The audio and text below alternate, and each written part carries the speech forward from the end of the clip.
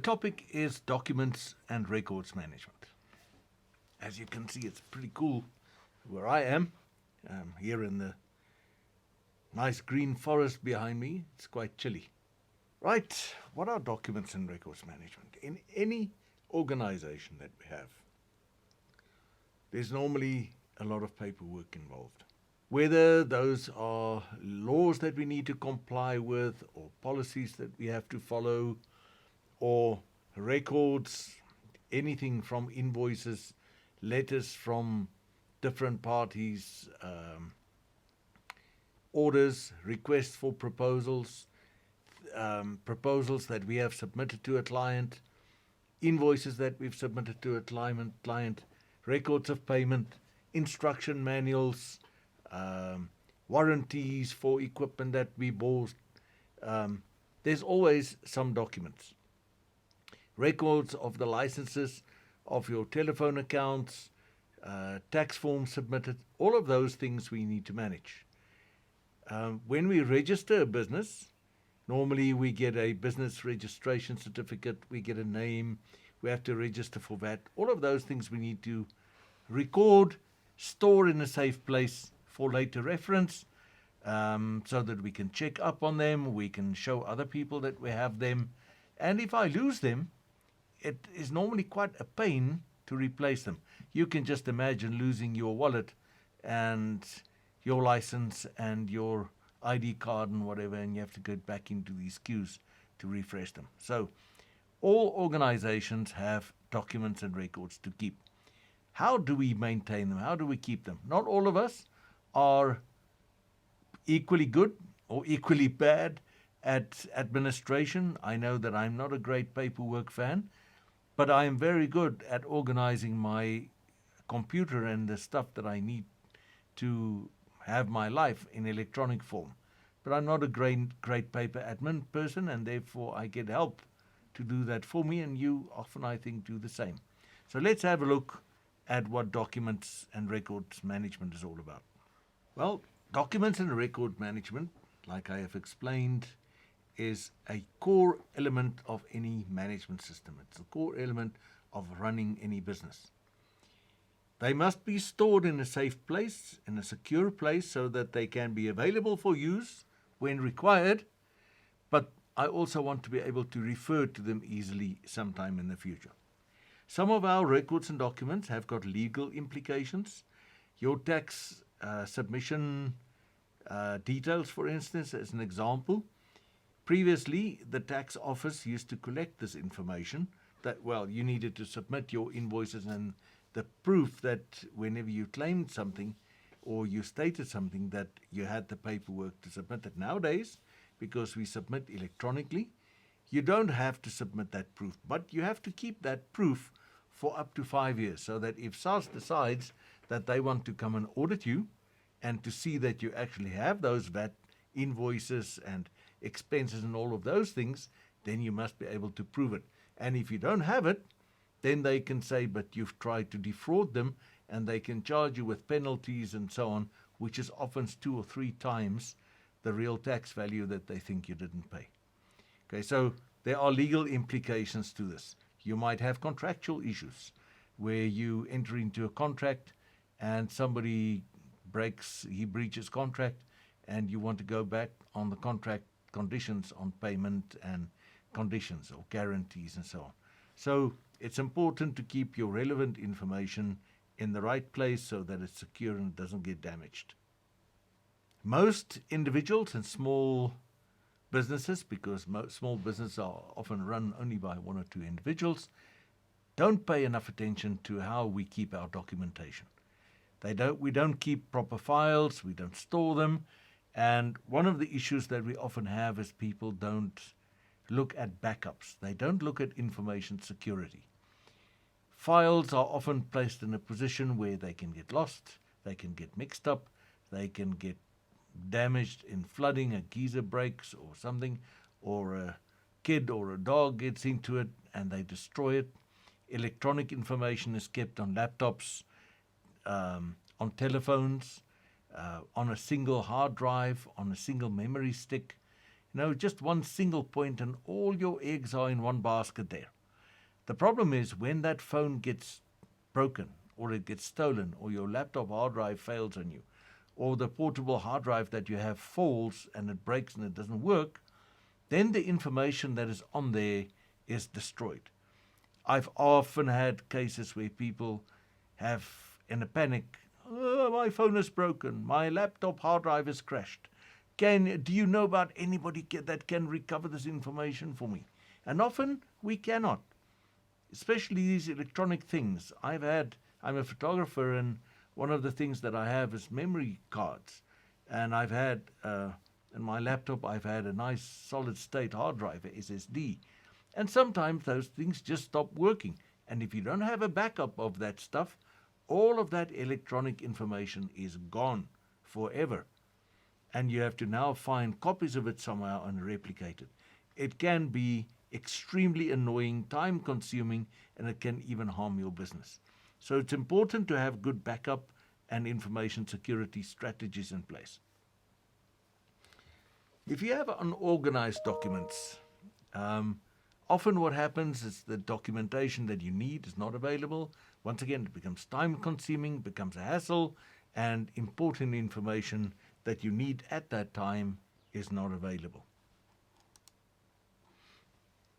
So what are we looking at when we look at document and records management?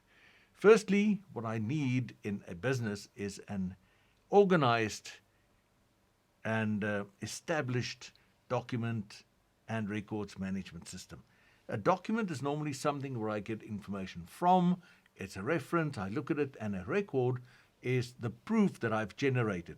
Things like toolbox talks, minutes of meetings, orders, invoices, whatever the case might be, photographs, things that are recording certain actions or certain agreements. Secondly, I want to secure those records against damage and loss, device failure, fire, flooding, and those of you that are engaged or that have engaged administrative support from an external company or a service provider, you must be able, if that service provider perishes, dies, gets under a bus, or you suffer a bad business relationship with them, that you must be in a position that your data is not in the sole hands of that person or that function. You must have control of your data even when you buy an administrative service from outside. So make sure you get a backup of your information. You also want to have easy access to whatever documentation you want to use, so that you can refer to documents and also, when required, prove during an audit or an inspection that you have these records and that you have a system that's operating. Now, documents and records can be electronic or it can be paper-based, and it can be any form. It can be a video, photograph, a document, a Word document, a PDF document, a paper document. Anything can we see as documented information. Now, all that documented information must be organized in such a way that the old documents we remove from the system and we don't refer to them anymore, and the latest and the relevant documentation is up here. Why we need that is because I might refer to some of the old documents in the history, but I don't want old documents with out-of-date information coming into the system, because there might have been incidents, or I might have upgraded my system so that I've managed a problem out of the system, and I've documented into a new procedure, for instance, and now suddenly somebody refers to the old way and we repeat the problem that we had before we upgraded the data or the document and the procedure. I must protect the documents from damage and loss, whether that be fire, information failure, electronic failure, flooding, theft, physical damage, whatever the case might be, or just getting lost. And I must realize that not all documents and records are the same. There are documents that are far more important than others and documents that are less important. Some documents expire their usefulness and the reason why I need to keep them expires maybe in a week or a month or 3 weeks or a year. I mean, there's no point in keeping a guarantee or warranty document for a piece of equipment that only has a 1 year warranty, and now you keep that warranty for 3 years. After 1 year, that warranty is void. You might as well throw away the document, all right? So different documents have different lifetimes, and we need to keep them only for a certain amount of time. How do I organize my documents? I've given you in the classroom a video where a guy talks about documents and records, and we said the documents have certain hierarchy, but we know that in our business there are certain kinds of documents. When I start with businesses and I register the documents, there's certain documentation that is recorded in terms of my business registration. Then there's tax documentation. There are documents that I get from the client where they specify certain things. Then there are documents inside my company where I specify policies. I set standards, I write procedures, I create forms and templates, I do inspections, I take photographs and so on. What I need to do is I need to take all my documents and records, and I need to, what we call, sort them in the 5S way of doing things. Sort them so that I group similar things together. Then what I need to do is I need to set them in order. In other words, I put them in sequence where I sort them according to date or whatever order you want to specify. Date order is probably the best. And then subdivisions, like if I've sorted them into business documents, and I can then subdivide them and I can set them in order. The next thing is I need to shine. I need to remove all the old rubbish. So take away all the stuff, organize them so that it's neat and tiny, file them, order them so that it's just neat and tidy. The next thing that I need to do is I need to standardize. So if I have forms, standards, documents, procedures, whatever the case, I standardize the kind of templates that I use so that all my checklists look the same. They have the same logo on, they have the same names and addresses on, they follow the same form. I look at my naming convention. I also put a record on that for you on the classroom so that I name my documents more or less in the same way. And then I need to sustain this. I need to make sure that people don't file and they don't mess up the whole filing system. That's basically what I'm trying to say. So that's what I just said in text. List or group your documents, group them by topic, application, decide what you need to keep and how. How will you destroy documents? Sometimes you need to destroy documents by shredding so that you can destroy the information on them but still have them available for recycling. Sometimes you need to burn them if you don't have a shredding facility because you still need to protect the information that's in that documentation. Standardize your work method and backup methods, and then you make sure that it's maintained on a regular basis. In the video that I showed you, or that I put in the classroom for document hierarchy, there's on documents and records, we talk about a document hierarchy. In any organization, there is a document hierarchy because you need to, that's why we have a policy. The policy says who we are, what we stand for, and the business objectives and the plans, all right? That's what our business is all about. Now, you can't write something in a procedure that's somewhere lower down in your document hierarchy that contradicts what you set out in the beginning, okay? So if I said that I'm going to be safe, ethical, whatever, and I then write a procedure, but that procedure tells somebody to do something unsafely, I'm contradicting myself and my policy. That's why we need a document hierarchy. It starts with a policy that says who we are, what we do, and how we will do things. We set minimum standards that we will achieve, and sometimes that minimum standard is set by the client, or it's set by an ISO standard or a technical standard or by the law, and then we will write procedures according to those guidelines that we've set above, and we will develop forms and checklists that will collect the records and the information as we create them, and we will keep the records. That's roughly a document hierarchy. You need to name your documents, especially if you are going to have electronic filing, which is something I strongly recommend, even if you scan your hard copy records, because it's less bulky, it's available from a variety of positions. I will show you tools where you can store your stuff in the cloud or online, and you can access those documents via your phone, a tablet, or an iPad, or even somebody else's phone or iPad when you sign into that service, and you have access to that documentation anytime, anywhere in the world. It's also easier to back it up, store copies of that information in more than one place. I understand that not everybody is as digitally literate, but we will show you and teach you and coach you how to do that. How we would name the documents, I would typically start by, if you have more than one company or a department, you would have a short code for the company or for the department. You would normally call it like SAP in G for SAP in Gondwana, and then you'd call it HR or finance or something like that. Most small companies, we don't have those divisions, so I just put a little company moniker there, because some of you might have 1 or 2 or 3 companies later on in your life.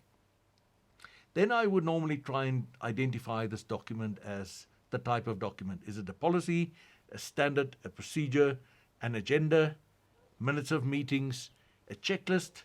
Is it a form or a template? Forms or templates are things that we have generated for reuse over and over and over again. And normally I will open the form, I will fill in the data, and I will rename it then as some form of a record, like a checklist or a minutes or agenda. So the name would then be something like SAP, type of record, poll, and then I would put the date in there, and I would put the date in there in the year, the month, and the date. So 2022, you can't use slashes and file conventions. You have to use a minus or sorry, the English word escapes me right now. So you put the date there, or you put there, so 2022 -07-21 or something like that. And then you would put a serial number there, because for that day you might be generating more than one version of, or not version, more of one document of that kind for that day. So I would call it 01, 02, 03, or 04. So at any time you can go and search this thing on database, on document base, on whatever the case might be. But that document will then have a unique number, because no two documents will have the same serial number and combination of those things. So that's a naming convention. If you don't understand, give me a hint and I'll try and re-explain. Right. I'm not going to talk about document management platforms right now. There are various platforms. I put a document in the classroom that talks about various platforms, online platforms. My favorites are the 3 ones that are most commonly available. First one is Google Drive. Google Drive is a free service that you can get. You can download the app and you can save your stuff on Google Drive. You have Dropbox. There's a private free Dropbox that you can use if you go and download and install that.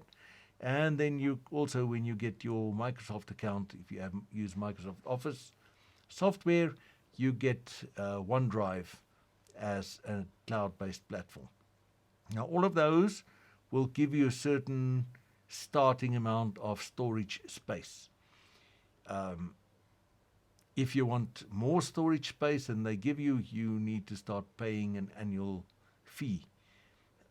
For me, it's worth it. Like I said, I can then access my documentation from anywhere. I can share it with different people. I have security and so on, but we'll talk about that in the next session. Another option is to have stuff on memory drives, USB sticks, hard drive. My suggestion is, if you have something like that on a hard drive, put a sticker on the hard drive so you can mark exactly, give that drive exactly the right name and the date that you last backed it up or something like that. Otherwise, I've seen it, people have 6 or 7 of these drives and they don't know what is on that drive, or memory sticks or something, and memory sticks gets lost and they don't know what's happening. So put tags on them, put stickers on them, put a lanyard on them with a big badge or something like that, so that you know where you keep your documents and that it's up to date all the time. All right, let's end this session for now. It's been quite a long one already, and I'm trying to keep them short, not always succeeding. I hope that you picked up something valuable from this. Looking forward to meeting you in the next session.